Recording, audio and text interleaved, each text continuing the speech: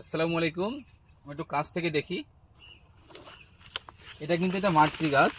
এটা কিন্তু অন্য জাতের আম ছিল। এটাকে সায়ন করা হয়েছে। দেখেন প্রত্যেকটা ডাল কিন্তু মোটা মোটা ডাল। এই যে দেখেন কত মোটা ডাল। পুরো গাছটাই কিন্তু কেটে ফেলা হয়েছে। কেটে ফেলে এটা সায়ন করা হয়েছে কাটিমো নামে। এবার আমরা বাহির থেকে দেখি একটু। এবার দেখেন মাশাআল্লাহ কত সুন্দর দেখেন আম ধরে গেছে। এগুলা কিন্তু সব কাটিমো নাম।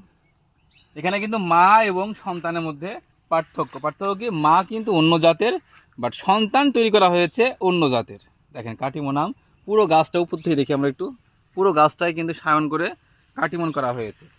আসলে এটা এখন হওয়া উচিত বাণিজ্যিকভাবে। এখন বর্তমানে আমি পার্সোনালি বলবো সেটাই করা উচিত, যেটাতে এখন বর্তমান আমাদের দেশের মানুষ খাচ্ছে।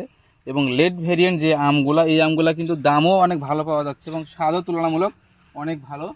সো আপনারা যারা আসলে রাজশাহীতে বা রাজশাহীর আশেপাশের জেলাগুলোতে যারা আছেন, অন্যান্য জাতের আম যারা করতেছেন, আমি পার্সোনালি তাদেরকে বলবো আপনারা লেট ভেরিয়েন্ট এই কাটিমন করতে পারেন এবং সায়ন করে ইনশাল্লাহ ভালো ফলাফল পাবেন। এবং দামটাও কিন্তু মাশাল্লাহ খুবই ভালো। এই যে মাশাল্লাহ মাশাল্লাহ। তো যাই হোক, আমরা কাটিমন খুব শীঘ্রই চলে যাচ্ছি সরবরাহে। আমরা খুব রিসেন্ট আপনার দামটাও বলে দেবো। ভালো থাকবেন সবাই। আসসালামু আলাইকুম।